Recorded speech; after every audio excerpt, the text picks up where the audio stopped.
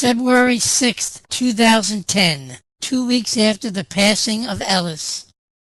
During this day, Mr. Daly was walking the streets, reliving the past several months. Mr. Tolan was in his office conducting business as usual. Mr. Tolan often worked on Saturday, since the stores were always open. Mrs. Daly was working in the hospital. Her small salary was all the income the family of 3 had. Edward Tolan, now 10 years old, was skating on the frozen pond near the bottom of the hill leading to the family mansion. Thomas Daly, while walking in the vicinity of the pond, saw Edward skating. The sight of Yancey Tolan's son skating playfully while his own son lay cold beneath the ground spawned a loathsome anger and hatred for the man who ruined his life. His words from their last encounter echoed in his head. Then suddenly he saw the ice crack and Edward fall in. The pond was only about 5 feet deep, but with the frigid water temperature and the heavy metal skates, Edward was not able to pull himself up wrapped in his bulky winter waistcoat. Thomas's first instinct was to run to Edward and save him. Thomas was a good man and surely would not let a child drown just because of his hatred of the father.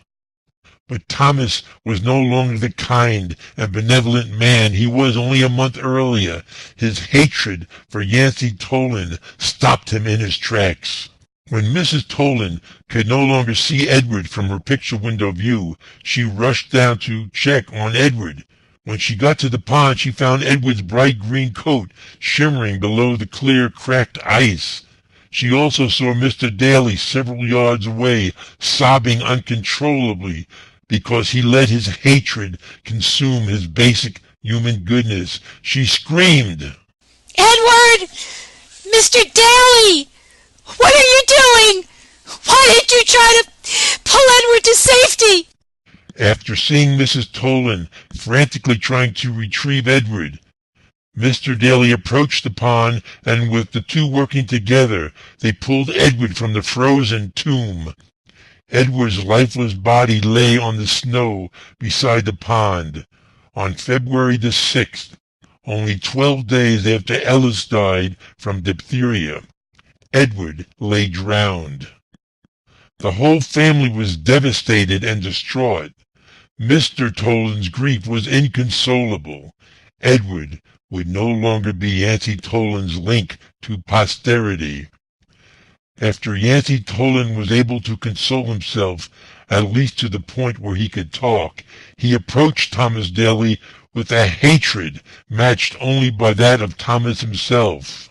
"How could you just let my boy die when you had the ability and opportunity to save him?" Mr. Daly replied, "How could you just let my boy die when you had the ability to save him?" "But it wasn't the same. You were right there within reach," yelled Mr. Tolan. "You were right there within reach too, Mr. Tolan. But you thought it would have been too expensive to save my son's life. Well, think about it. It was the most expensive price you could have paid not to save him. You wanted to keep your boy safe? You should have hired a bodyguard. I am not your father or your keeper. It is your responsibility to look out for your own." And with that, Mr. Daly left. February 7th, 2010. Upon hearing what happened to Edward Tolan, Angela was shocked and ashamed of what her father did. She knew her father was grief-stricken over Ellis, but to let an innocent boy die was too horrible for words. She could not believe that her father had turned from a loving and caring man whom she adored into a callous, bitter person. Angela, now 17 years old, took Angela Angel off the shelf where she had stood since she was born and pulled the string. Angela Angel said, "I know what you are thinking, Angela. I do not believe this is a worthy wish." How do you know if this is a worthy wish until I wish it? Angela Angel, I wish that Edward was still alive. And with that, Angela Angel said, "Angela, this is not a worthy wish. Put me back on the shelf." Angela did not do what the doll commanded. How could this not be worthy? Is not the life of an innocent boy worthy? You promised me one wish. This is the wish I want you to grant. Angela Angel answered back, "I also said that I would only grant the wish if it were worthy. You must trust me to know what is and is not worthy. You are only a young girl and cannot possibly understand worthiness. But in time you will understand." And with that, Angela put Angela Angel back on the shelf. March 1st, 2010. 5 weeks after the passing of her brother Ellis, and a month after Edward drowned, the two families were still numb from the experience. They tried to maintain a semblance of normal life, but the sadness that surrounded both families was evident to all. Angela, while lying in bed this evening, noticed a strange glowing light striking Angela Angel. She had never seen this before and wondered if it meant something. She thought it must be a reflection from the light outside her window. She got up and looked outside and saw no lights. It must be the position of the moon, for only the day before there was a full moon. That did not appear to account for the glow. And with that, Angela took Angela Angel off the shelf and pulled the string. But instead of hearing the voice of Angela Angel, as she always did, she was astonished to hear the weeping voice of her father come out of Angela Angel. I wish I could go back in time. I would get health insurance if I had to eat bread and water every day. I would do anything to have my son back in his mother's arms. Angela did not know what to make of this. She put Angela Angel back on the shelf and lied back down on her bed. Then she noticed the strange glowing light on Angela Angel reappeared, only this time turning from a blue glow to a yellow glow. Angela took Angela Angel off the shelf and pulled the string. But instead of hearing the voice of Angela Angel, as she always did, she was amazed to hear the sobbing voice of Yancey Toland. I wish I could go back in time. I would get health insurance for all my employees. If I had done that, Ellis Daly would still be alive today. If Ellis were alive, then Thomas Daly would not harbor this hatred toward me, and he would have saved Edward. I have always known Thomas Daly to be a good man. Angela did not know what to make of this. She put Angela Angel back on the shelf and lied back down on her bed. Then she fell asleep. March 2nd, 2010. Angela woke up not knowing if she had been dreaming during the night or if she had actually heard strange voices coming from Angela Angel.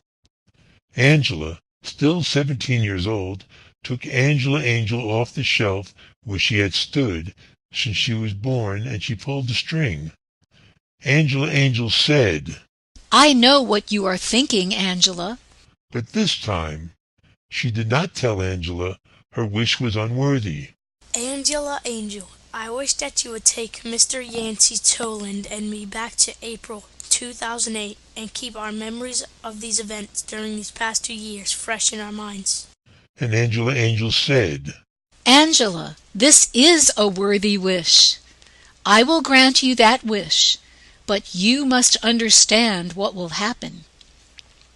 This is a very strange and unusual wish, since you are not asking me to turn a dead person into a live person. You are not asking me to change somebody's mind, or for great wealth, or for a long life. You are only asking to go back to a point in time where everything will be the same as it was. Nothing in the world will change except your actions and Mr. Toland's actions. No one else in the world will have a memory of these past 2 years. Also, I must somewhat amend your wish. You and Mr. Toland will remember the events of these past 2 years for only 1 month. On May 8th, 2008, you will no longer have any memory of what has transpired. That means you will not remember that Ellis died of diphtheria and that Edward drowned in that ice pond. This is extremely important to remember. Any changes that you make must occur during the month of April. This is a wise and worthy wish, and I am glad you limited your wish to you and Mr. Toland. You are wise to recognize that Mr. Toland is the key to any future changes, since he has the ability to impact many lives, and not just your own family's life.